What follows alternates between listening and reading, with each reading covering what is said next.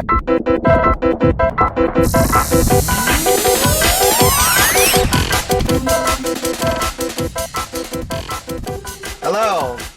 welcome to the Reanimate This podcast, and I'm here with me another rotating co-host, Jessie, and our guest all the way from Iran. Ali, would you like to reintroduce yourself? Hello, everyone. My name is Ali. I am a writer, director, and cinema student from Iran. I am currently in Tehran and I've worked on a few short movies. And generally, I just love cinema. And as an extension of that, I love animation. In particular, I love stop motions and I like Tim Burton's work. I like The Lion King. And I have a very, very, very, very soft spot for older animated movies. Ah, that's sweet. In fact, this is probably the first time we had a guest from a different country, and we are doing it through Discord in the middle of, I would say, diplomatic crisis. Oh, Sorry for yes, making yes. this too political, but hopefully this podcast is where we could find some sort of a common ground between conflicting I hope so. cultures. I And hope so as well. so we're gonna talk about a lot of movies today. And I think you probably mentioned like you suggested like 2 or 3 movies. Although there's like one that I like the most and 2 are old but I kind of have mixed feelings on. Let's see. Let's talk about the one that I like the most. Sky Captain and the World of Tomorrow. Nothing you can't handle, Frankie. Are all that stand between the enemies of the future and the world of tomorrow. Captain, this is Dex. Do you read me? Come in. Hang on, Dex. I'm a little busy. Jude Law, Hold on. Gwyneth Paltrow, Can't anything ever be simple with you? and Angelina Jolie. It's a pleasure to finally meet the competition. Joe! I see it. Sky Captain and the World of Tomorrow.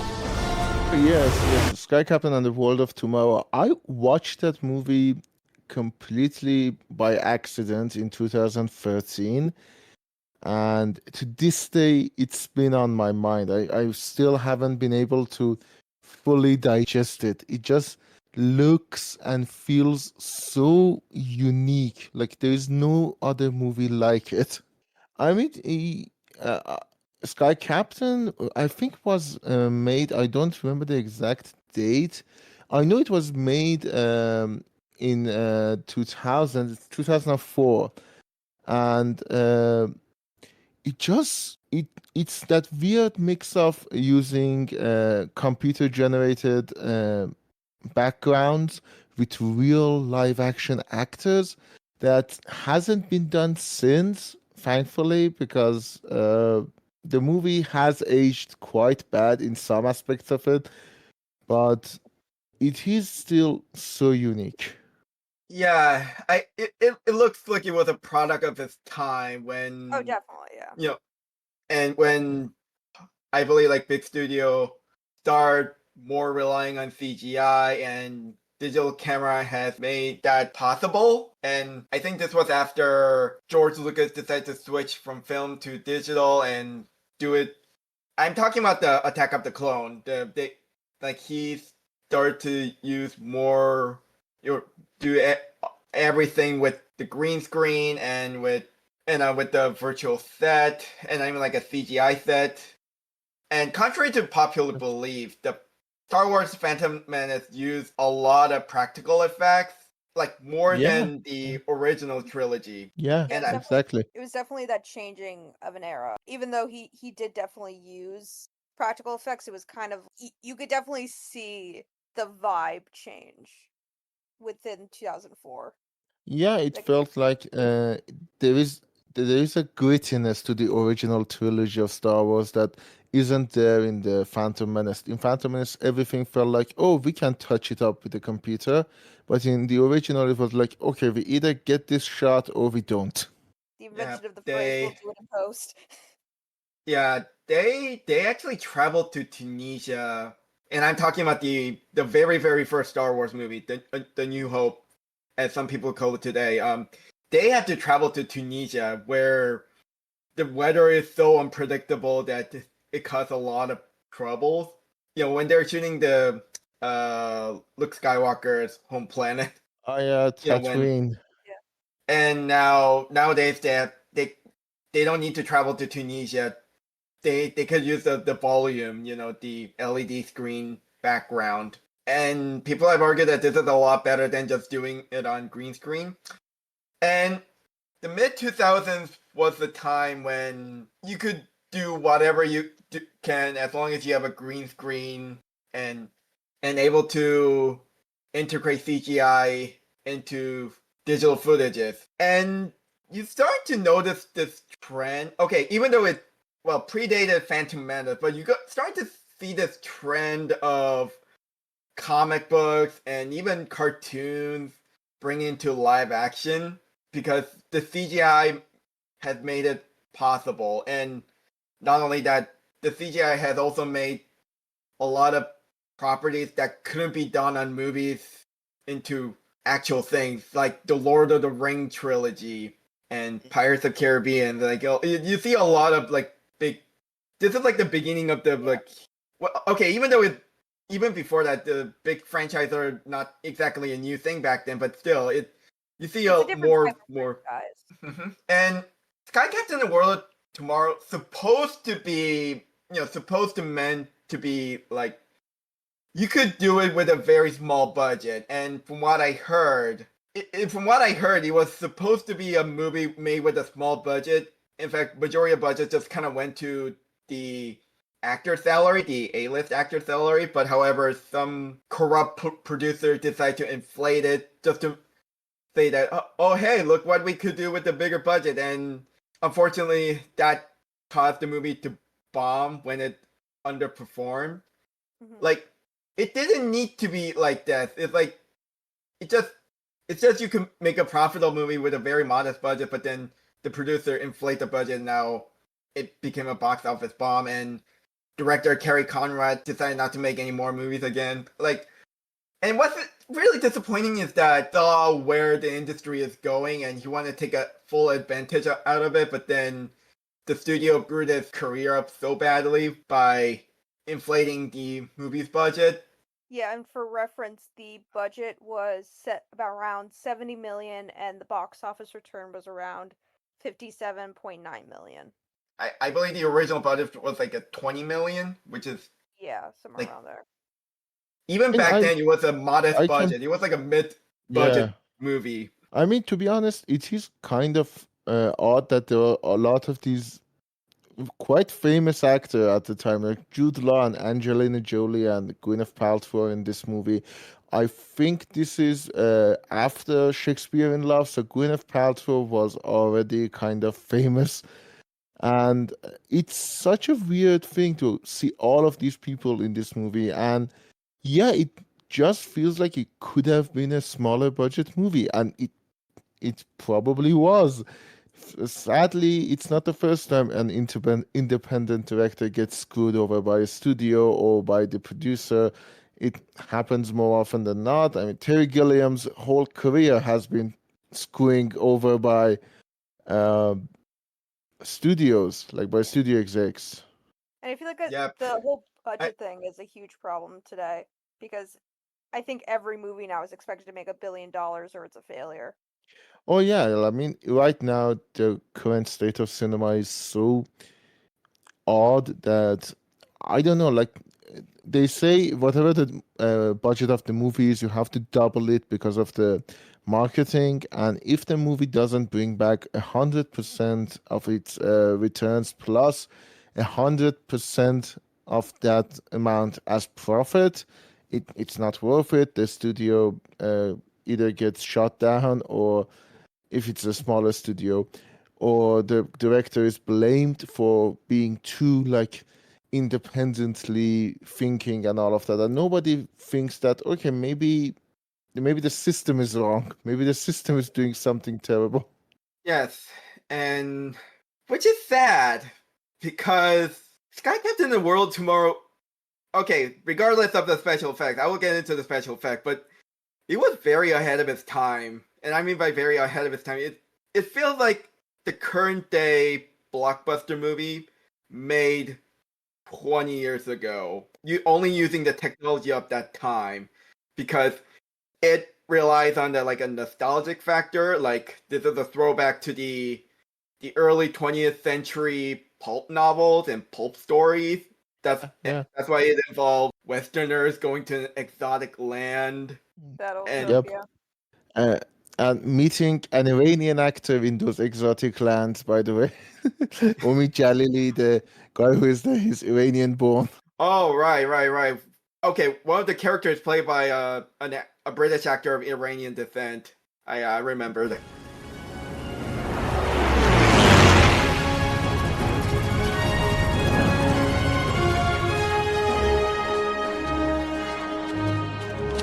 Gentlemen, push it. Yes, sir. My old friend Joe. So glad to see you again. It's good to see you too, Kaji. This is Polly Perkins. She'll be coming with us. Nice to meet you. Kaji, did you get the maps I needed? Yeah, they're inside. And not only that, it has a very, I don't know, relatively semi-progressive gender politics. I mean, sure, there are some very sexist attitudes, much like the pulp story at that time, but Angelina Jolie, she is a Jude Law character's boss, and it also implies that they dated together once.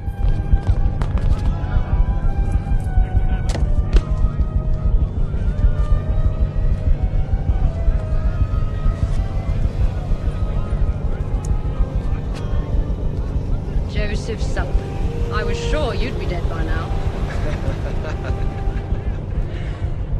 It's good to see you too, Frankie. This had better be important, or one of us is in trouble. It's important. What is that?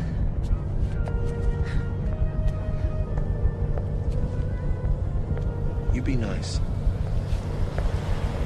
Commander Cook. Meet Polly Perkins. Polly Perkins. I've heard so much about you. It's a pleasure to finally meet the competition. It's been a long time since Nanjing, hasn't it, Joseph? Yeah. It's like, and even Gwyneth Paltrow is also a very strong-willed character. Like, she is her own character with her own story arc. Yeah. And to be honest, she also is the subject of one of my favorite jokes of the whole movie, which is exactly the last line of the movie, that you put the lens cap on. Because, okay, for those of you who haven't seen the movie, the whole movie, Gwyneth Paltrow plays a journalist, photographer, and the whole movie she's trying to take that perfect shot that can make everything, win all of the awards and all of that. And at the very last second, she takes that shot and she forgot to take the lens cap off. Yeah, I actually laugh out loud on that part. Yeah. Like, and speaking as someone who is also a photographer, I actually really feel bad for her. Yeah. Like, Yeah. if you're like as a photographer, I really get that feeling like, oh, I can't believe I missed the perfect shot or I ruined the perfect shot. Yep. Yeah, I feel like if you're any creative, that is like, you understand that frustration. Exactly. And I mean, it would have been kind of like the frustration is so real. One of the movies I've helped make with my friend, I was the editor and the main actor in it. We shot the whole thing in 3 days and we went to edit it, and half of the shots were out of focus. Oh. And that No. feeling, there was nothing we could do. We just edited the movie together and feel like, okay, it's an artistic choice. Whenever we shoot this character, he's out of focus because he's not the focus of the story. Yeah. So in the US, we had this painter by the name of Bob Ross, and whenever he makes mistake, he always says, "Oh, don't worry, it's a happy mistake. We could work around that, and that became his artistic philosophy. Yep. Yeah. I mean, that's the only philosophy you can make when there is a mistake and you have no other remedy for it. Exactly. Yeah. And speaking of Sky Captain being ahead of its time, one of the things I genuinely love about the movie is the fact that its villain is played by Laurence Olivier, which at the time the movie was shot was dead for like, I guess, for 20 years or something. And it's such an interesting choice. I mean, we know how that ended up working later. Okay, I'm sorry for jumping from 3 to 3, but one of the things in Star Wars, it came back, was Peter Cushing being recreated digitally in Rogue One, and Peter Cushing was in Hammer movies, which was the other set of movies I recommended. And so Laurence Olivier being the villain of the story, actually, I think at the time it could have been an amazing idea to use actors in that way because the character has been also dead for 20 something years. Who dares come before me? Who dares enter this place? What is begun cannot be stopped. The time for this world is over. Hello, Doctor. Why are you doing this?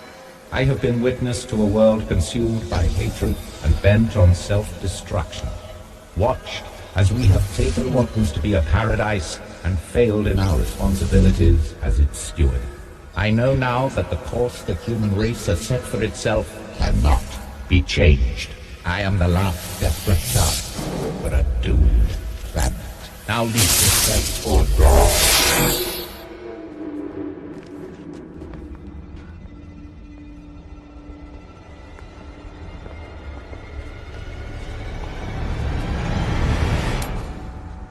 It's impossible. It can't be. The last entry in his journal was made on October 11, 1918. He died over 20 years ago.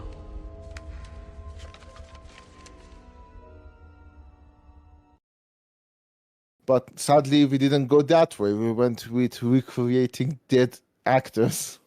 Yeah, I know the Flash did that too. And everyone was like weirded out by it because it looked Yeah. uncanny. Oh my God. Christopher Reeve in the Flash movie. It looks plastic. Now, weirdly enough, apparently Nicolas Cage shot things for the Flash movie, and yet he also looks plastic.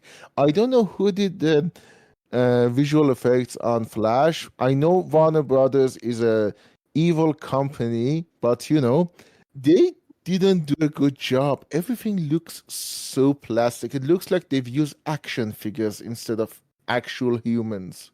And I think that's a product of the AI and rushing your visual effects artists instead of giving them time to make a decent looking product. Yeah, exactly. They ran out of time and probably money to make the Flash movie, so instead they just use action figures to do the action sequence. It does look like that. One guy playing with the action figure. I mean, it does look like that. It's so bad. And I mean, DCEU is currently dead and like completely forgotten, thank God. Never a cinematic universe has been so misguided as DCEU. But yeah, a Flash movie was so bad in that regard. Like, it looked so awful. I mean, okay, this is a bit too much of a change, but they had a lot of potential to do with the Flash, to the point that they even had a TV show based on that character. However, they wasted all the way through making like this multiverse whatever with the Flash. I mean, I don't know if you know this, but they already did a multiverse thing with the Flash TV show. They had Ezra Miller as a cameo in like one episode. I mean, from what I heard. And that's not a bad thing. It's just that they don't need to do it again in the Flash movie. I mean, to be kind of fair to them, multiverses were everywhere when the Flash was being produced. Like, Marvel had their own multiverse thing. and we had the best multiverse movie, in my opinion, Everything Everywhere All at Once. I love that movie so much. And so, yeah, I guess it was just in the zeitgeist. They wanted to make their own multiverse. The problem was the story was stupid. And okay, when I saw the trailer for the Flash movie, I was low-key a little bit excited because Michael Keaton's Batman is my favorite Batman. And seeing him return, I thought it was at least going to be fun. It wasn't good, and the worst aspect is it wasn't even fun. It wasn't dumb fun. It was just nothing. They should have brought the similar campiness of the Joel Schumacher movies. Oh yeah, I mean, I would have loved that. I mean, at least Batman and Robin, there's some moment that made me laugh. Like Mr. Freeze line, "What killed the dinosaur? The Ice Age." What killed the dinosaurs? The Ice Age. That movie is iconic, and I'm glad it's having a resurgence. Back to the Sky Captain. I will at least make a sort of a defense on the special effects because I have a feeling that the director knew that the CGI would age poorly, and he put this. You know, as you can remember, he put that sepia filter on, not only to make the movie look old, but also it looks like a oil painting or acrylic painting, as you would see in very, very old pulp novel. I'm not sure if there's like the Iranian equivalent to that.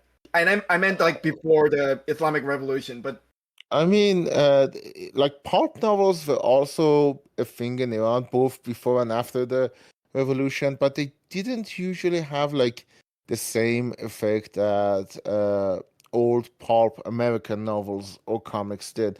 Mostly because I don't think in Iran genres like science fiction or fantasy were that popular. Most of our pulp novels are slice of life dramas. Like most of them are that. oh, interesting. Yeah. Yeah, I can see what you're talking about, and why would people would be more appeal to it. I mean, genre cinema in Iran in general never really took root, at least in producing movies for it. We do have our own examples. There are a few interesting movies in Iranian cinema history that, if you can find a version of them with subtitles, I don't think they exist, but there are some interesting movies. But in general, genre cinema never really took hold because Iranian cinema, both before the Islamic Revolution and after it, was always a state-sponsored art, and so they just made stuff that was either told to them to make or was popular, so they never really developed genres that much. Interesting. The only like Iranian genre movie, at least like few of them, since they're made by the same director. The only one I know is called Fish and Cat, and it's been called like Iran's first slasher movie. And the coolest gimmick is that it's actually shot entirely in one take. Yeah, I know what you're talking about. Yeah, it's not the first slasher movie. There have been similar, not as gory as this, but there have been like similar efforts before.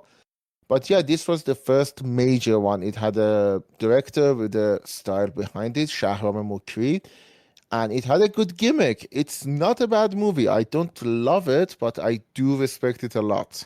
There's a slasher movie that came out last year from Canada. Oh yeah, In the Violent Nature. That's the title, and it also shares that similar gimmick of what if slasher movie, but very, very slow. I feel like Fish and Cat fulfilled that premise, while okay, to be clear, I like the In the Violent Nature, but there's a lot of moments where the director cheat a lot. In my opinion, it could have gone more slower. Yeah, I know what you mean. But yeah, I mean, I'm glad that slasher movies are finally being noticed as, because for the most of the time, and it's not without merit, but slasher was seen as like the horror's cheap son, basically.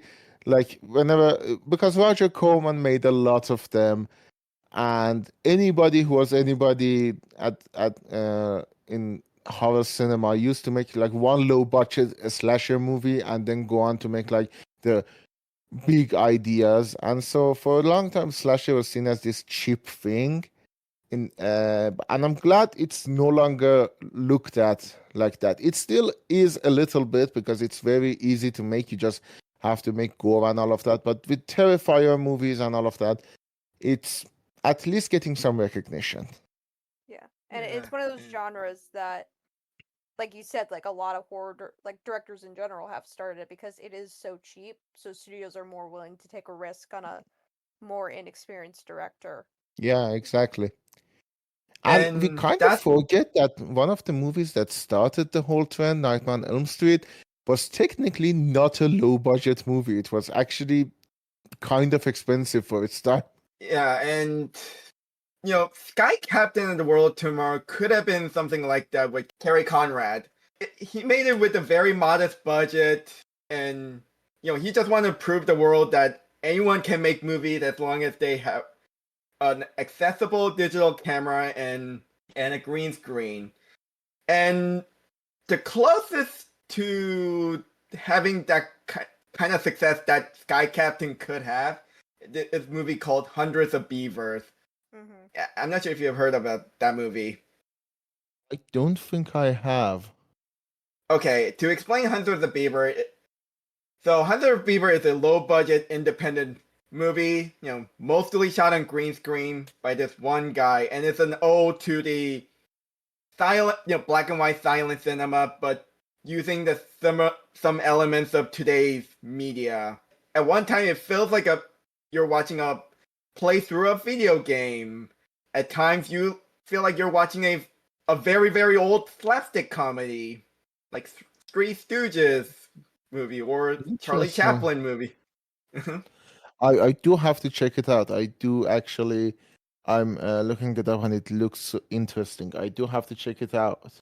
Yeah, it's never been very much an indie darling because it has had so much financial and critical success. Well, and because of a low budget. I mean, to be honest, Kerry Conran, the director of Sky Captain, I think the trajectory of his career could have been different. And to be honest, the person I think of when I think of him is Robert Rodriguez, because he also came from the same mindset. But of course, Robert Rodriguez had a very different career. But yeah, he was also a lot into making movies with like fully digital everything. For reference, Hundreds of Beavers had a budget of 150,000 and with a box office of 1.2 million.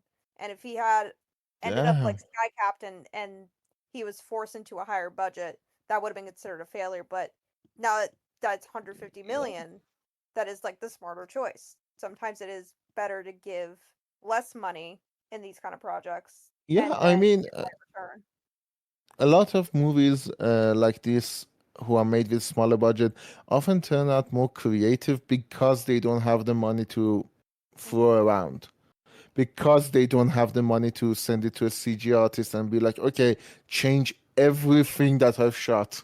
Right, yeah, and I think it worked because the director self-distributed it. That's why there's no people who are above him come in, mess things up, adding unnecessary budget, and making it bomb on purpose. Yeah, that's completely true. It wasn't ruined because it could have been a tax write-off or things like that. No, I do believe a lot of movies are just tax write-offs. Like these high-budget movies that just end up on like streaming platforms and like never get advertised at all. Yeah. There is a show called Get Shorty. It's based on the movie, and the first season was all about that. They tried to make a movie and the studio wanted to write it off as a tax write-off, but since the guys behind the movie were mafia, they kind of forced the movie to be made. You know, the one thing that came to my mind is very, very old movie and later turned into a very popular musical called The Producers. but Oh yeah, instead of that's also filmmaking, yeah. instead of filmmaking, it's just stage production, like Broadway stage production. Like two corrupt, Broadway producers thought of the worst thing they could do, so they could get like extra money through tax write-off. But then people I remember ended up loving they, it, and then they were caught trying to commit tax fraud, and they all went to jail. yeah, I do love that musical. I also watched the musical before I watched the original movie. I remember watching the musical first, and there's that amazing line: "You can make more money with a flop than with a hit." How can a producer make more money with a flop than he could with a hit? Well, it's simply a matter of creative accounting. Let's assume, just for the moment, that you are a dishonest man. Assume away. It's very easy. You simply raise more money than you really need. What do you mean? Well, you did it yourself, only you did it on a very small scale. What did I do? You raised $2,000 more than you needed to produce your last play. So what? What did it get me? I'm wearing a cardboard belt. Well, that's where you made your mistake. You didn't go all the way. You see, if you were really a bold criminal, you could have raised $1 million. But the play cost me only $60,000 to produce. And how long did it run? One night. Do you see? Do you see what I'm trying to tell you? You could have raised $1 million, put on a $60,000 flop, and kept the rest.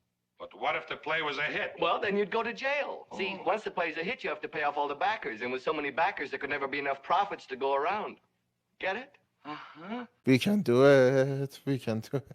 Oh, yeah.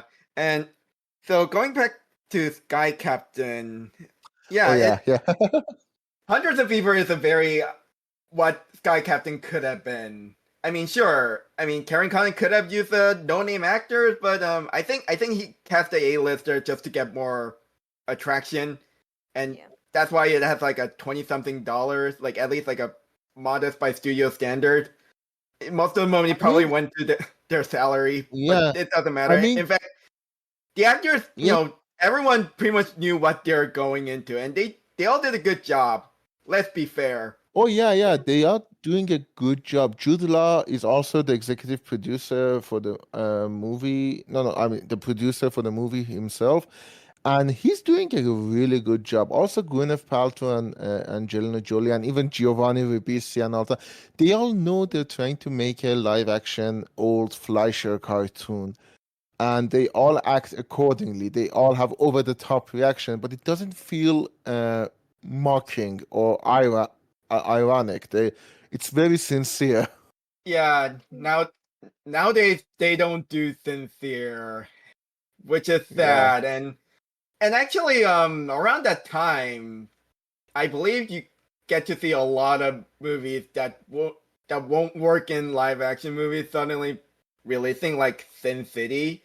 The comic book that the movie Sin City based on was never meant to be a movie, and Frank Miller, the graphic novelist behind Sin City series, did that on purpose so that no one could turn that into a live action movie until he saw a test footage by Robert Rodriguez, and that changed his mind completely, and to the point that he agreed to be the co-director of the film adaptation. That also led to Disney animated movie remade into a live action as well, because the visual effect technology has advanced so much.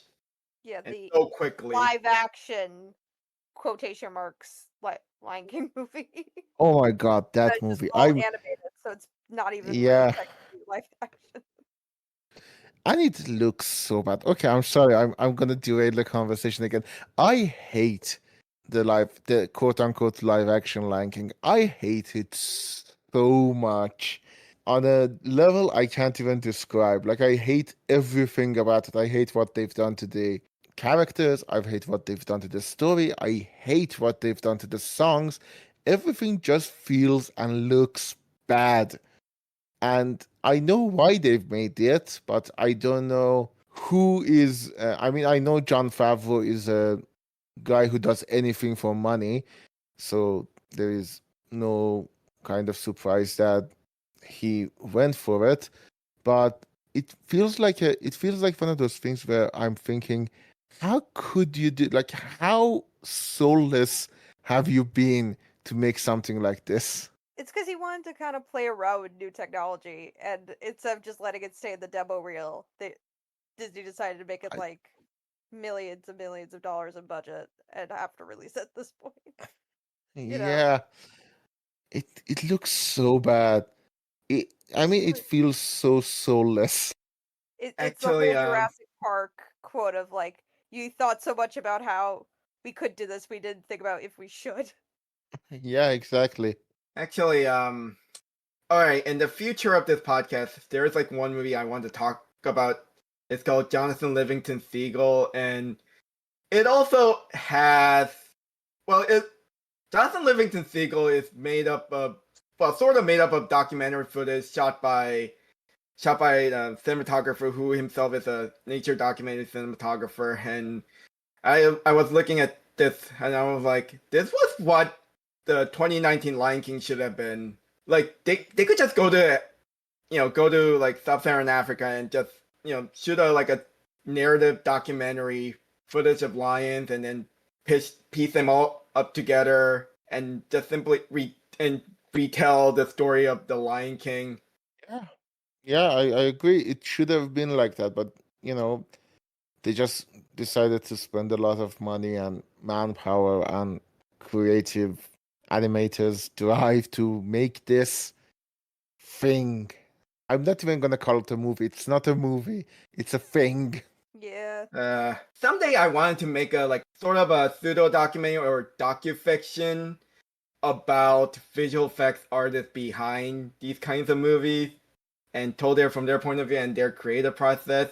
Kind of like, Abbas Kiarostami movies, but set in Hollywood. Yeah, I know what you mean. But set in Hollywood, but Yeah. then, okay, it's more like they're working on a fictional movie, like non-existent movie that's never planned to release. And I said, Yeah, that's why I said pseudo documentary. Yeah, that'd actually be really cool. I would want to watch that. And I'm gonna add in like a fictional character, like non-existent character, and I modeled him after the actual Abbas Kiarostami, and his name is like Abbas Pastrami. I don't know, because I like pastrami sandwich, and he will be played by an actor of Iranian descent. I mean, your options are probably the Sean Tube or Omi Jalili or Maz Jobani. There aren't really too many Iranian. Or I was thinking of Peyman Moadi, who was the lead actor in Asghar Farhadi of Separation, and I found that he's also an American, like he has an American citizenship. So. Oh yeah, he is. Oh my god, he works a lot with a director in Iran that I absolutely despise, but I'm not gonna get into it that much.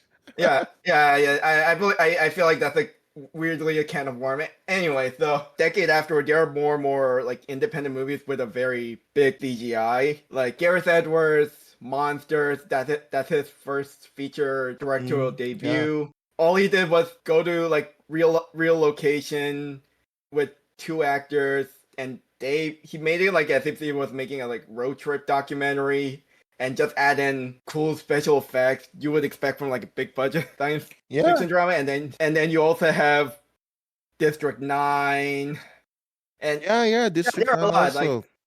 The thing about those movies is I think where they work and Sky Captain kind of falters is they were trying to obscure the use of CGI, but Sky Captain puts the use of CGI like front and center.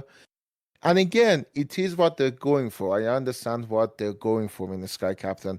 The problem is that it's kind of hard because even in 2004, the Fleischer animated movies, the old Superman animated movies, were kind of a niche subject, but even 20 years after, about 21 years after the Sky Captain movie came out, they're even more of a niche subject. Like, I didn't know what Fleischer animation was when I first watched Sky Captain in 2013.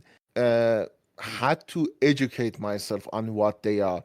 And so it's one of those things where it's like you're referencing something so niche that you need to have a good understanding of it if you're going to get the references, but because you don't get the references, all you get is a very forward-facing, seemingly poor CGI choice.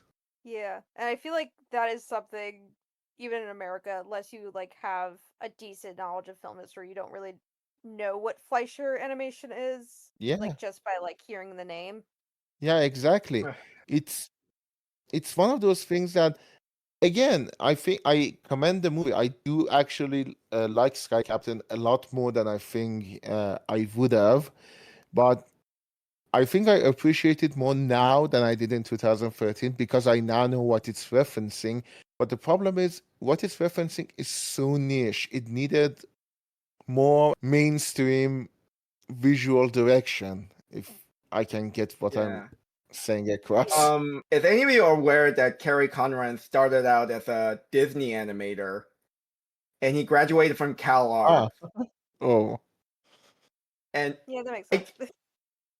Right. Not in a good way or a bad way, it just makes sense. Yeah, and it's very interesting considering he started out as a working at Disney and then trying to make a live action cartoon, and now Disney is doing that similar thing. I mean, it happens all the time. Tim Burton was also a Disney employee, and Disney hated him so much. I mean, we could talk about Sky Captain more, but you also recommended like 2 Hammer horror movies. Oh yeah. Yeah, I mean, yeah, The Devil Rides Out and The Gorgon. Is leaving you, slipping away. The Devil's Bride, from bestseller author Dennis Wheatley's The Devil Rides Out, fills the screen with a special kind of visual terror. On your feet quickly! Back to back, join hands! You will hear his evil. You will feel his evil. You will see his evil.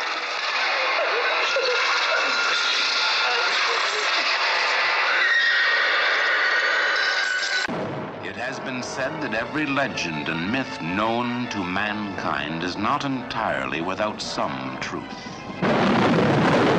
It was here, under a full moon, in the little village of Van Dorf, that an ancient legend suddenly terrifyingly came to life. Doctor, you'll perform an autopsy. On a body that's turned to stone?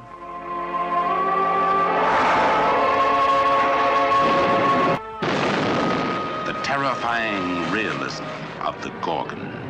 She comes to life and brings death to all those who look upon her face. So, can I share my very honest opinion? Yeah. And it sounds like too negative, but I mean, I understand what they're trying to do, but I'm not sure what does it say about me when I find a lot of cheap special effects to be more interesting than the rest of the movie. Yeah, it was I definitely mean, that. you wouldn't be the first. Like, I actually don't mind the quote unquote bad special effects in those movies because they actually made it slightly watchable for me because I kind of bored out by these 2 movies, which is kind of sad because I was expecting something more. How should I put it? I mean, I heard good things about The Devil's Rides Out, and people have called it the best Hammer horror movie, and it's also like Christopher Lee's one of his favorite Hammer movies that he worked in. Yeah. It was specifically Devil Rides Out was very much also screwed over by its studio because they really censored this movie. Like the whole scene with the cult was supposed to be crazier, but it really got very much censored down. But I mean, considering the era that this movie was made, and I'm not that particularly surprised because people aren't ready for hardcore, nudity and whatever the cinematic orgy, and then there's also this is the one thing that kind of slightly bothered with the whole satanic horror. It has such a overtly Christian attitude. Like it plays around with the Christian fear and Yeah. That's I mean, at the end of Devil Rides Out, literally God intervenes and stops the Satanists. There's literally Deus Ex Machina in the movie. With this knife, do I draw out the blood, which is thy life. Only they who love without desire shall have power granted them in the darkest hour.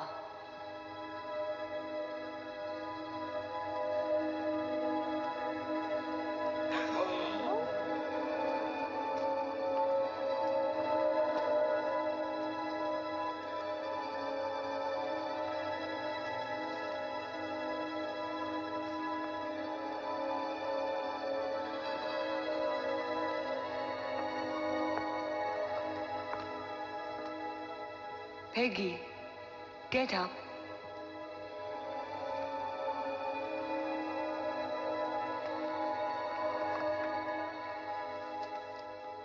Repeat after me the words of the Susama ritual. Uriel Seraphim. Uriel Seraphim. Io Potesta. Io Potesta. Zati Zata. Zati Zata. Galatim Galata. Galatim Galata.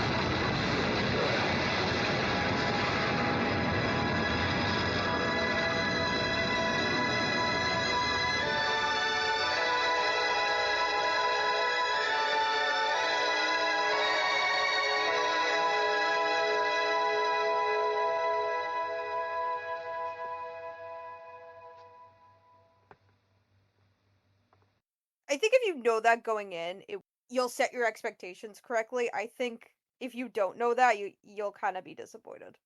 I mean, to be honest, it is one of those things where Hammer horror movies are acutely a product of their time. Like, even though the movie Devil Rises Out was supposed to be crazier, the fact that it was even made like that at the time was scandalous. Like, Hammer was seen as borderline pornographic for the British public of 1960.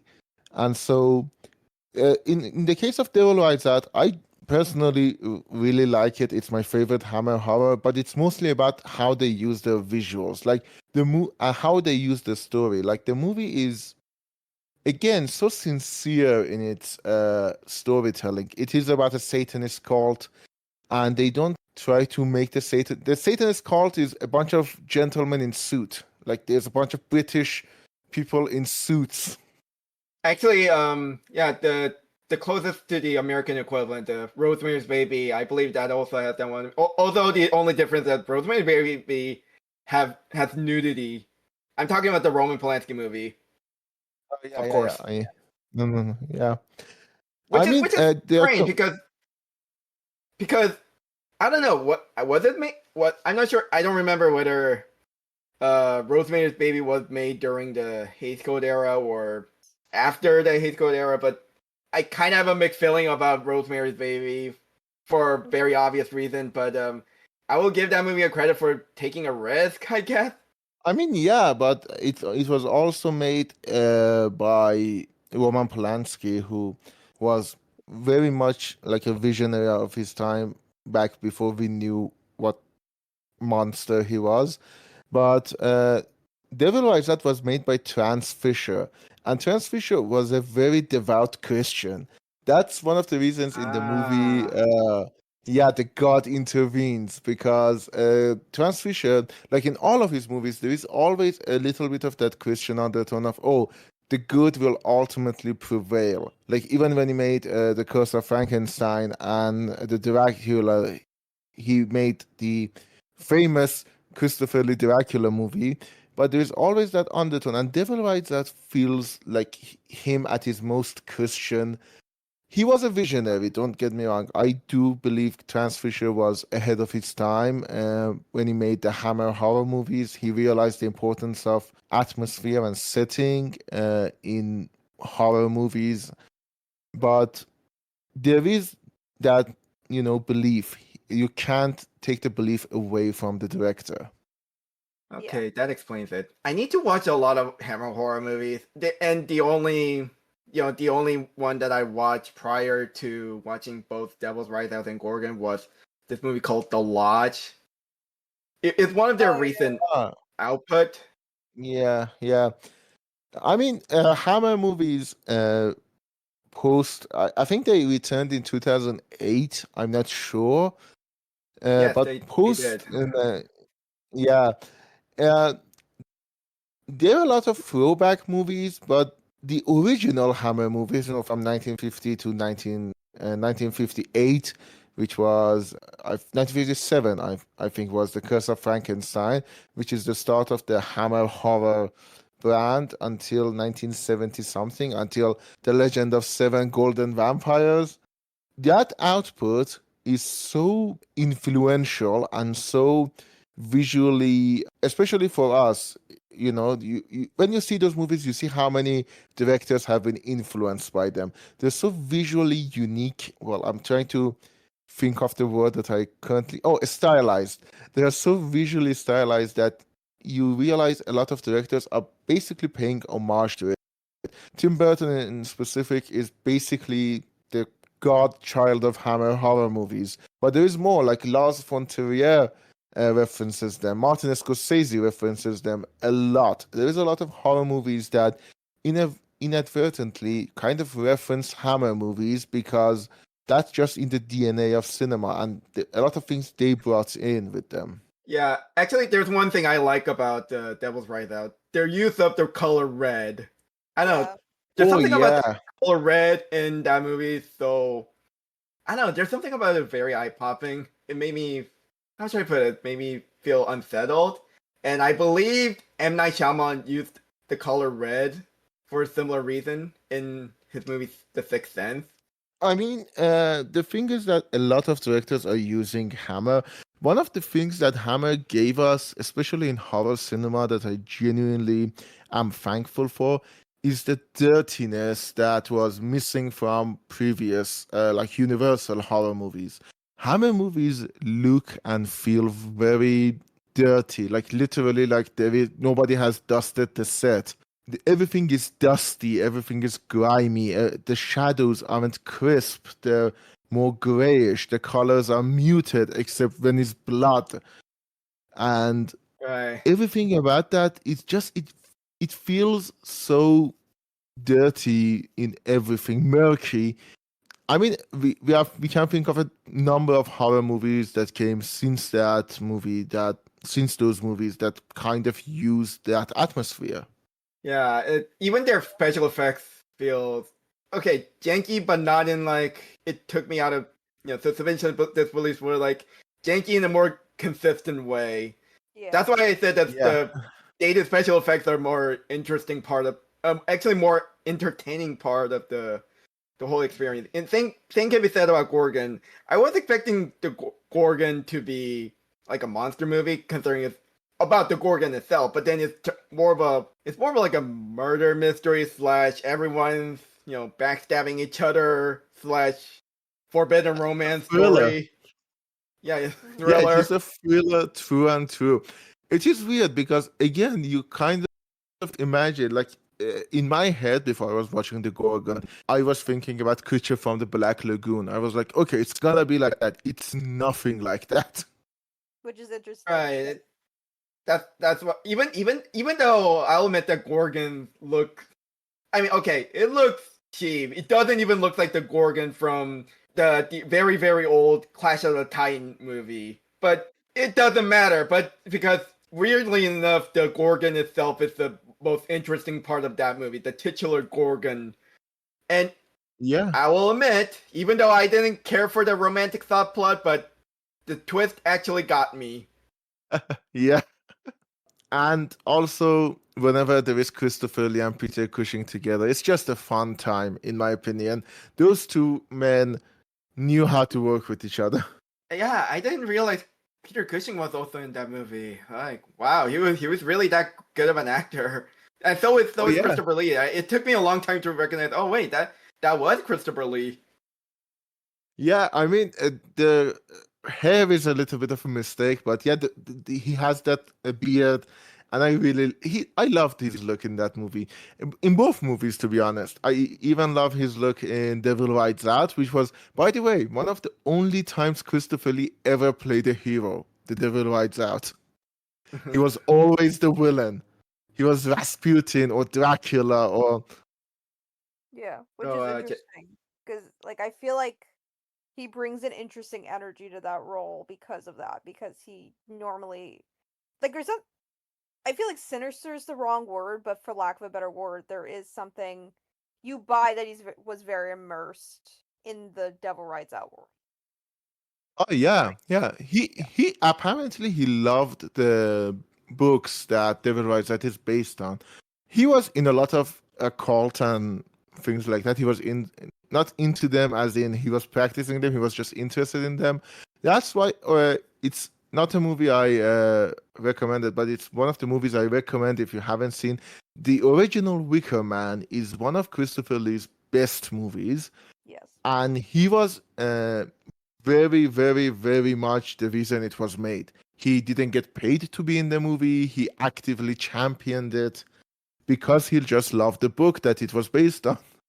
Yeah, I really need to see the original Wicker Man.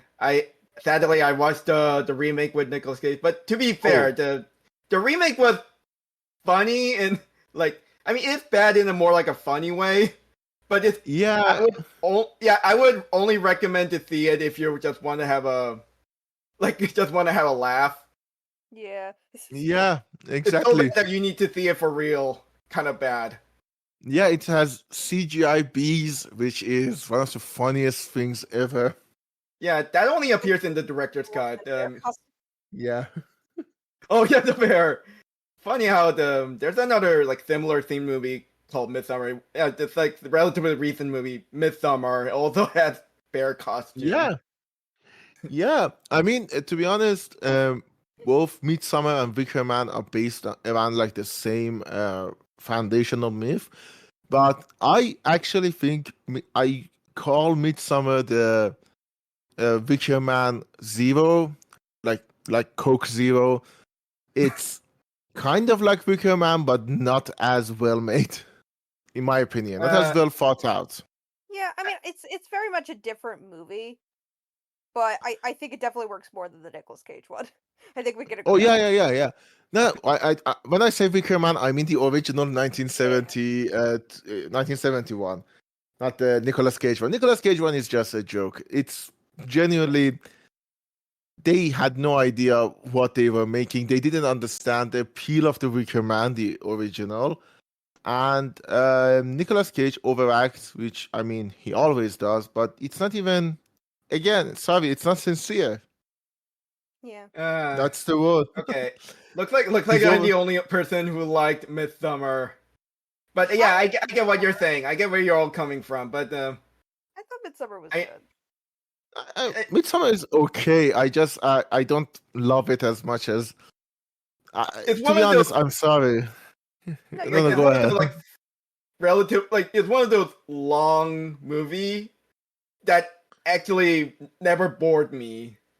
That's what I like about Midsummer. It's it's more than 2 hours and 30 minutes long, which I don't have much patience for.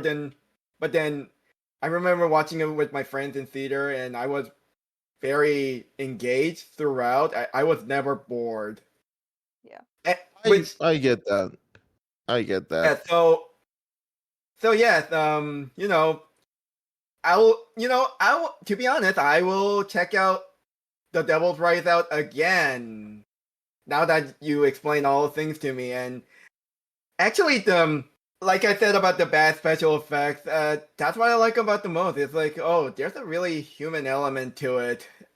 Yeah. And the Gorgon has a really, really beautiful like stop motion sequence. Like, Yeah. I believe Christopher Lee slayed the Gorgon's head, much like Perseus, and then the Gorgon makeup peels out, and we see, spoiler, is actually the I think the main protagonist's love interest.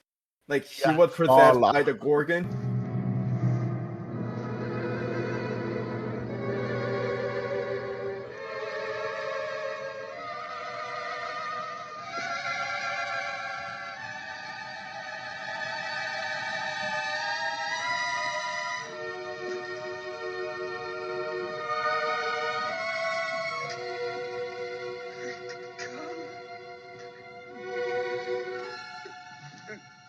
She's free now, Paul. I mean, it's such a pulpy thing, but that's what Hammer did best. They just made these incredible pulpy stories with these mythical monsters. Like, Hammer's Dracula series is one of the pulpiest thing in the world, but thankfully that's where we get half of our myths about Dracula, including the fact that the fangs retract. That's not the case in the book. That's not the case in anything. It's just in Christopher Lee's Dracula movie. So we haven't got to the part about animation, and I wanted to segue into that. And because Travis Knight, the CEO of Leica Studio, and also the son of Nike CEO, and he said that the reason why he likes stop motion animation because you could obviously know the human mistakes, and you could feel the human souls within those, like, animation, like the human effort. The exciting thing for me as an artist and as a lover of stop motion is it feels like we really are just scratching the surface of what you can do within this medium. We want the art form to live up to its potential, and so if we can improve, if we can continue to make it better, that's what we're going to try to do. And it just, the ambition, the desire to make these films as beautiful as they can possibly be is always there. From the audience's perspective, they just want to go on a journey. They just want to be, enjoy a story. And so, which is why we basically try to use every form of filmmaking that we can to bring these things to life. It really is a gumbo of art, craft, science, and technology. And so, the ambition is always there to push and to make these things as incredible, as beautiful, as big and expansive as they can be. And so I don't think there's ever a concern on our part that, it's going to be too good. I mean, we always look at these things like they're flawed, they're imperfect, and there are mistakes in every single frame of one of our movies. But I think that's part of the beauty of stop motion. It's just there's an inherent humanity to how these things are done. It's not mathematically precise. It is something that's brought to life by an artist's hand, which I think is extraordinary.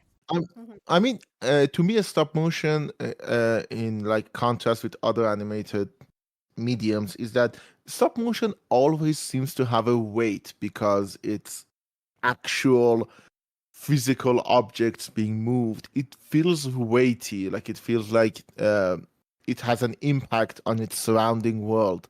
I don't know if I'm explaining myself correctly or not, but yeah, I can see. Yeah, I mean, the only animated thing I ever did in my life was I made a brick film, which is like stop motion but with Lego, and even that very small thing, it feels weighty because these are physical objects, and it's something that like 2D animation has to artificially make in order to create that weight, but stop motion just has it innately.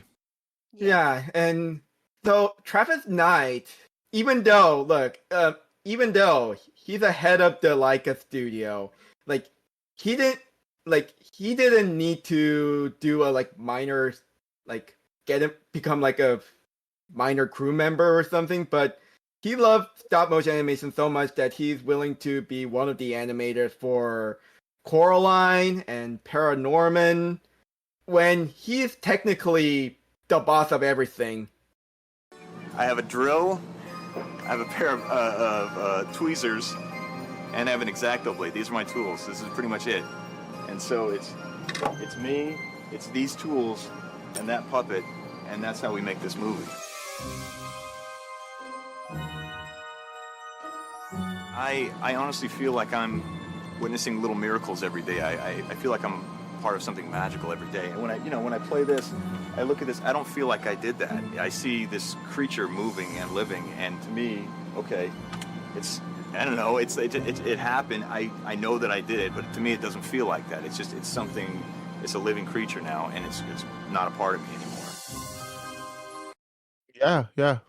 And so that's actually because you mentioned like Leica Studio, and I watched Paranorman for the first time last night, and I really loved it. And It's a great animated movie.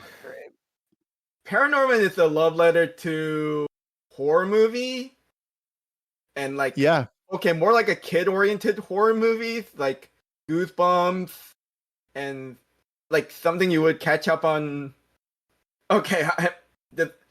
Like you could catch up on TV in the middle of afternoon. Yeah, it's very Goosebumpsy now that you pointed out. It does feel like a story R.L. Stein would tell. Yeah. I'm not sure you're familiar with Goosebumps. And... Oh no, I am. I actually I'm literally looking at a translated book from R.L. Stein. I used to read them when I was a teenager. And I was like they published 12. Goosebumps in in Burton translation. Wow, I can't believe it reached that far. It's been translated in like pretty much every major language. Yeah, it's R.L. Stein. When I was I have to be very, very, very honest here. When I was a kid, I still love Shel Silverstein, and when I was a kid, I didn't know that Shel Silverstein and R.L. Stein were two different people. I thought, oh my god, the guy who wrote all of these cute children's poems also wrote all of these horror stories because they had Stein in the name. Yeah, I love Shel Silverstein. He's one of my favorite poets as a kid. Yeah, I still love him. I still love him so much. So, yeah, Paranorman, I watched it and I could notice like a lot of jankiness. You could tell that every single face were like printed, like 3D printed. Like you could see like some, I don't know how should I put it, some artifacts being some the layer lines textures, but it doesn't matter because I don't know. There's something about that inconsistency that sucks you in. I mean, to be honest, the first time I watched Paranorman, I didn't know it was a stop motion. So when I learned it was, I was like, "Oh, that makes a lot of sense." When I first watched this movie, I wasn't as well versed in cinema as I am today, so I thought it was computer generated. Leica sometimes use CGI, but only like a very minor part, like a background and such.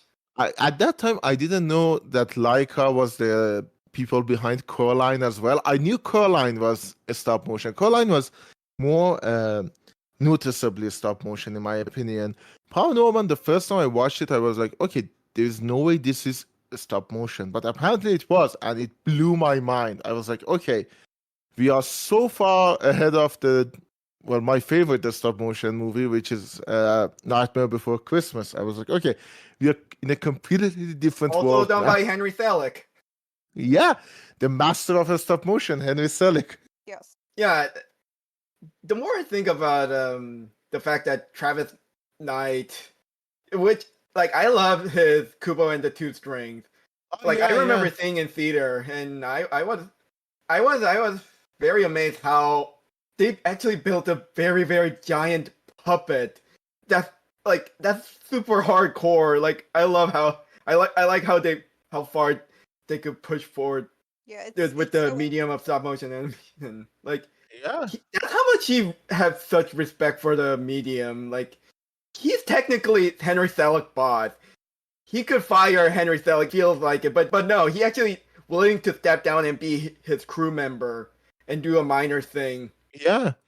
Stop motion. Yeah.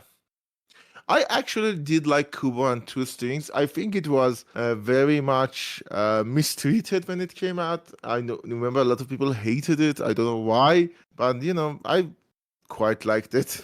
I mean, I would say that the only problem I had is like it's just one of those movies that I'm not sure if it's cultural appropriation would be the right word. It just uses like the broad Asian culture just used as a backdrop.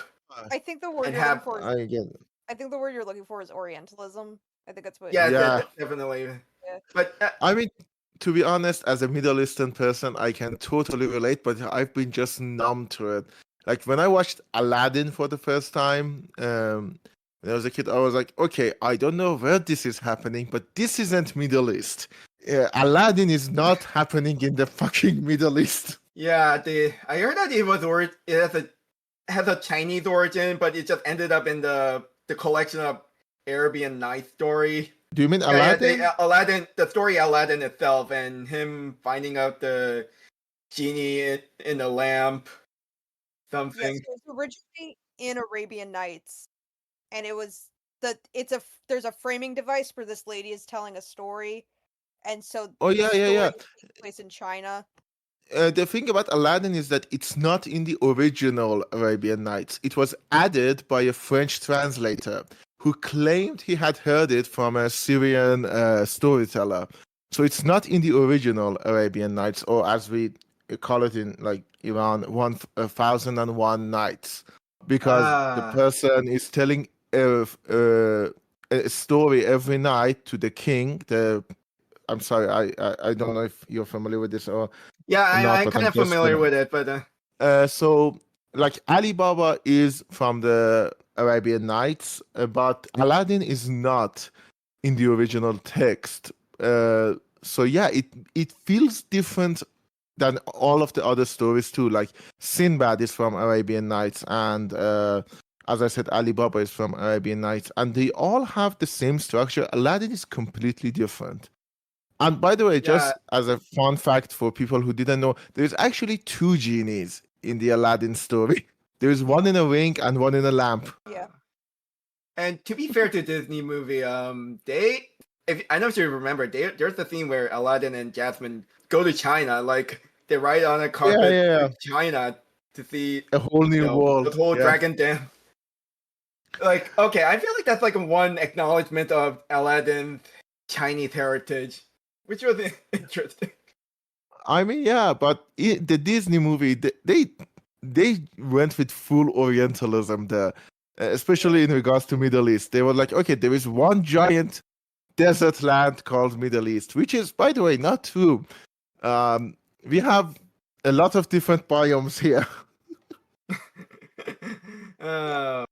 It's not all deserts. I remember. Now, come to think of it, there's like the palace looks like a Taj Mahal. Exactly. Even though the actual Taj Mahal was built by Muslim, but that doesn't mean that he's Middle Eastern. He was a Middle Eastern. Yeah, exactly. I mean, the city is supposed to be Baghdad, but they didn't want to call it that because, well, you know, the Gulf War and all of that. So they call it Agrabah. Yeah, more like Algerian Kabash or North African Kabash. It has all of these different things that just doesn't make sense. Like there are different cultural things all put together, and it's very Oriental. It's like, for example, Jasmine's outfit. No Middle Eastern women wear that, because if you wear that, you're gonna get sunburned a lot. Yeah. One of the reasons everyone in Middle East wears very like long sleeves and stuff like that is because the sun is a really horrible thing here. It will burn you. Okay. Anyway, go back to the stop motion animation. Oh yeah. Yeah, I could see why you suggested stop motion animation because the Devil's Right out, or actually the Gorgon first. I tried to, but I could probably. I actually tried to thought of it as a stop motion animation, but however, I feel like it would probably work better if it has no dialogue, or like it has a very few dialogue, because I don't know. What I didn't like about the Gorgon is just it's so very talky, like so much exposition. I know, that's the mark of a Hammer movie. Like, that's half of the things Christopher Lee did when he wasn't Dracula. He was just telling us exposition about everything. You're just like, these are how the Satanists work, and here's what you must do. And Yeah, exactly. And Like, how does he know all of that? We don't know, but he knows, and we believe him because he's Christopher Lee and he has that great voice. I thought by the end it would have been revealed he used to be a Satanist. I got that vibe that like he used to be a Satanist and then I he mean, found God or something. that would have been a better twist than God came and saved everything. But so here's what I like about The Lodge, the recent Hammer horror movie. I like how they use silence and an atmosphere to tell the story. That's what I like about the most about that movie. Which is, well, Yeah, I mean, yeah. sure, it's pretty much you could say a lot about that with today's horror movie. But what I like about The Lodge was how atmospheric it is, and they use like visuals to tell the story. It was a very visual heavy movie. And yeah, they kept the exposition very minimal.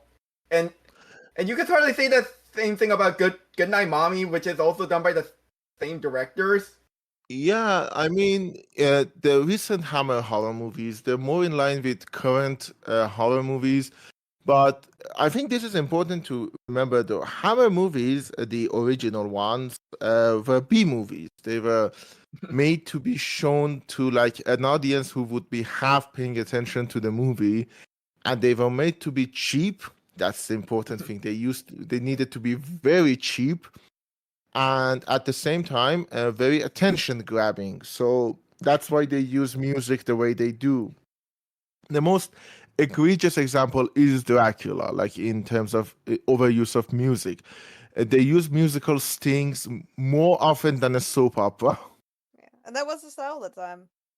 Yeah, I mean, they needed to stand out and they needed to make sure that audience was actually paying attention to these movies that, well, honestly, they didn't look like the Universal movies that came before them. Universal movies were quite expensive, and Hammer movies were, in all extents of the word, very cheap. So Hammer back then was like the today's United States Blumhouse. I'm not sure if you're familiar with.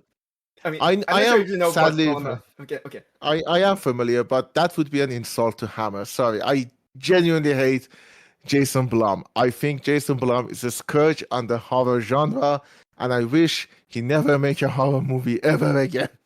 So I think like back in 2016, I had a dream about Jason Blum coming to my house and did my laundry. No joke. I was like he's doing my laundry. I was like, what is Jason Blum doing his laundry? And oh yeah, and he had a very, very attractive secretary, and with him, it was the strangest dream I ever had. I mean, there needs to be some psychoanalysis on why that dream happened. It was very random. Secretary. But yeah, I mean, to be honest, I would put Hammer horror movies in line with like Roger Corman movies in US because they were happening at the same time. That's fair. Because I'm sorry, I genuinely hate Jason Blum. I hate what he's done to the genre. He's a businessman. At least Roger Corman taught, filmmakers. He ran his own film studio like a film school, and taught the current day masters. Yeah, and the thing about Roger Corman that Jason Blum will never reach in a million years. Roger Corman knew actually how to make a good movie. He was an artist. Like, I don't know if you've seen his Edgar Allan Poe movies. The Mask of the Red Death in particular is genuinely a great looking movie. And some of them are written by Richard Matheson, the screenwriter of The Devil's Ride Out. Yeah, and I mean, Hammer and Roger Corman had a weird relationship with each other. Funnily enough, Christopher Lee never worked with Roger Corman. I was surprised when I learned that. Yeah. It's one of those things you just assume happened, but didn't. Yeah. And contrary to popular belief, Vincent Price never worked with Hammer. Yeah, Vincent Price never worked with Hammer. They worked with Amicus. Like, Price and Lee are in a movie together, but it's from Amicus production, which is kind of like even a lower budget version of Hammer. They made Dr. Terror's House of Horrors and things like that. So back to stop motion. So Oh, people yeah, said that stop motion animation works more well with the horror genre. And I often hear that animation couldn't do horror, which I don't agree with. And what they're referring to is like 2D animation couldn't do horror, which I also disagree with. But I can see why people said that stop motion animation is actually fits well with horror, because seeing a physical object moving feels uneasy. Like, Yeah, and the fact that there isn't motion blur, it feels uncanny. It feels like the doll is actually moving, and that's also the fact that throughout most of cinematic history, horror movies that have special effects usually have stop motion as the main special effect. Yeah. So I feel like people are already primed to see stop motion as scary. Yeah, it's uncanny. It is really uncanny, as you said, because things move, but they don't move in a way that we are familiar with. There isn't motion blur, there isn't anything like that. They feel unnatural. They feel like they occupy the same physical space as us, but aren't alive, which I know they aren't. We move them, but the fact that we can't see the puppetry makes them creepy. There is no other word. They are very creepy. and so going back to Sky Captain, I guess like you mentioned about, you know, the Flash looked like two action figures fighting. I could imagine Sky Captain feeling like action figures moving and going on exotic adventures.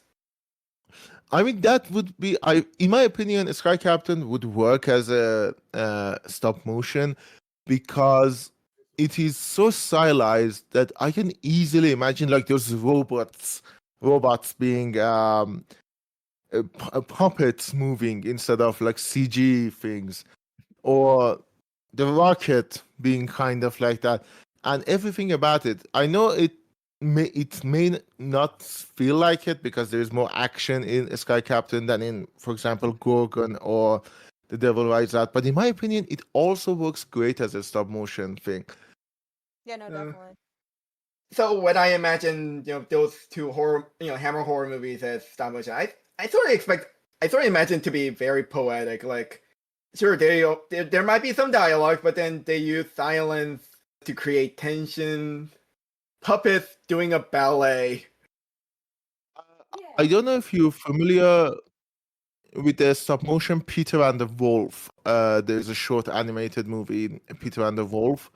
I think you're saying it like that because that movie doesn't have any dialogues in it.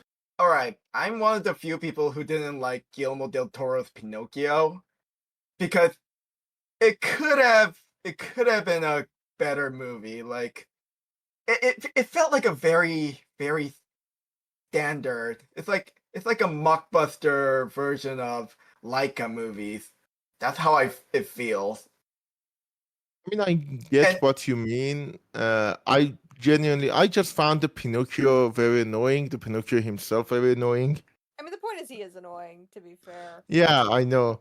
Be an annoying But kid as he learns. exactly. He's annoying and then he learns. Yeah, exactly. I mean, the reason why I had immediately realized I had this realization because I watched a short film called The Hand by Yuri Trinka, and it also dealt with the theme of authoritarianism and the main character looks like a marionette. And I was watching, I was like, this is what Del Toro's Pinocchio should have been. And since you all mentioned that, well, Pinocchio is supposed to be annoying. I rather have a stop motion animated Pinocchio, but make only Pinocchio talk. You know, make him purposefully annoying. You know, as he starts to mature, he's still talking, but he's talked less and less. At least he's tried to learning how to restrain himself. I mean, I can imagine what you're saying. Like, I can imagine it in my head. I mean, I don't know. I also watched Matteo Garrone's live action Pinocchio movie, which also had Roberto Benigni. Oh yeah, that movie. And I actually prefer that one because I'm sorry, I can't. I have to disagree with it. I mean that's fine. It's exactly not for everyone, but I actually like how he kind of reframed it as a more of a coming of age story. Yeah. Okay, I can. I mean, I can see that, but that movie is, to me, is a failure on multiple levels. I hated how that looks and sounds and feels like.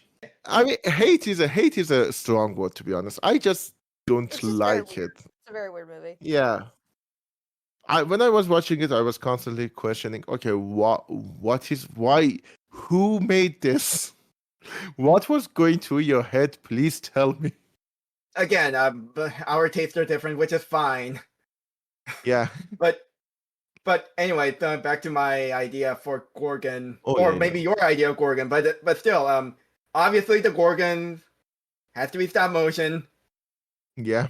Because I remember watching the clip from the very old Clash of the Titans movies, the Medusa's hair keeps Medusa's moving, head. and that makes it very scary.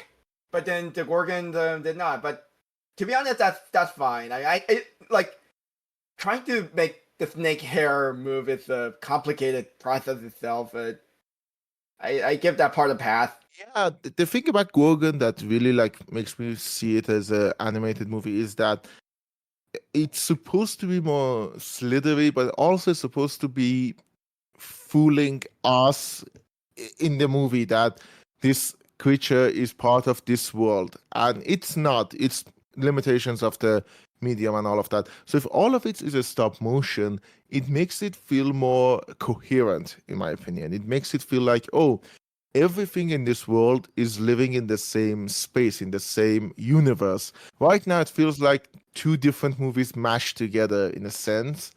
Two different art styles, sorry. Not movies, two different art styles mashed together. And I think if we bring them together into one single art style, and one thing about stop motion is that it can be very, very atmospheric in the same way that Hammer movies are. It can be very dirty. Yes, and I've seen some stop motion movies and stop motion shorts that is purposefully dirty, and because that really adds to the unsettling atmosphere. Yeah. I meant one of my favorite stop motion animators is Robert Morgan, and his animated characters all made with some sort of special wax, and which makes it feels very slimy in a good way, and that makes it even more unsettling and even more nightmarish. Yeah, and that's the best quality about and stop motion. His directorial, his first feature film, which is also titled Stop Motion. The only interesting part was the stop motion animation segment. It has everything what I like about this short, but however, I expected this to be my favorite movie of that year, but then maybe I had so much of an expectation that it didn't exactly live up to it. But still, that being said, I still get what he was trying to do. I still get it, but it didn't exactly reach my expectation, which was already high at that time. And so same with Mad God. Mad God was wild. It's also everything is so messy. So you really buy everything. Yeah, Exactly. I know what you mean. I actually didn't know much about Robert Morgan until you introduced him to me. I watched a few of his shorts in this week. And come to think about it, stop motion would probably work well with the Gorgonization effect. You know, in the original Hammer horror, they just put gray makeups on. I mean, which is fine. I to be honest, I somewhat buy it because is it in the middle of the procession of yourself into a stone? Yeah. I mean, to be honest, again, I want to reiterate, Hammer movies were very cheap. Yes. One of the reasons their blood is so vibrant is because they literally use thinned out paint. They didn't have money to make actual realistic looking blood, so they used thinned out paint, and it created a whole style for them. Which I think, makes it look cooler. Yeah. And so to wrap this up, I think I'm not sure who would be a good director for stop motion reimagining of the Gorgon, but I don't know, maybe Robert Morgan, Henry Selick, Travis Knight. We can't go with the obvious choice. The guy who made a career out of replicating Hammer is Tim Burton, so you can go Tim Burton. But the problem is Tim Burton is not a good horror director. I think his Sweeney Todd is one of his sloppier movies. He's not very good when it comes to pure horror. He's good at adding horror element to other things, but he's not good at doing pure horror. In my opinion, actually, I was thinking about Terry Gilliam. He's also an animator. He also has done a lot of animation, and he made Tidelands. Tidelands is genuinely one of the creepiest movies I've seen. Yeah, and I want to talk about Thailand in the future episode. It was an interesting experience, but I really want to wrap this up very quickly. So, Ali, is there anything you want to promote or you want to, share?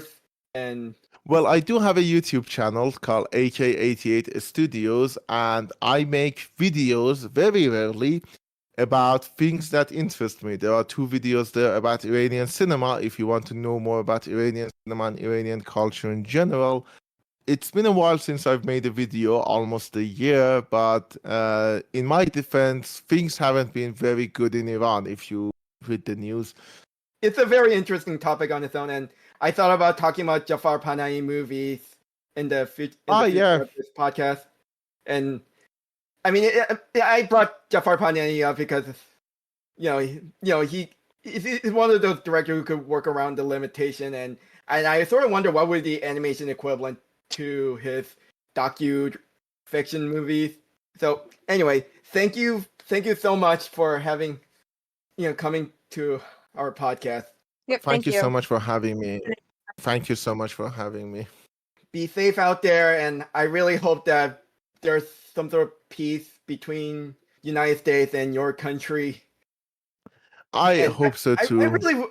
I really wish there's some sort of resolution find some sort of resolution. I mean, look, I completely understand the I don't know what's the right word for it, but because of how much the United States screwed over your country. But I mean, I really wish there was some reconciliation. Yeah. Historically speaking, my country has been screwed over by a whole lot of people. We are the only country that all of the 3 major invasions of the history, we were part of it. The Macedonian invasion, the Arabic invasion, and the Mongol invasion. They all conquered us. Okay. All right. So, Ali, thank you very much for having here. And Jessie, thank you for co-hosting with me.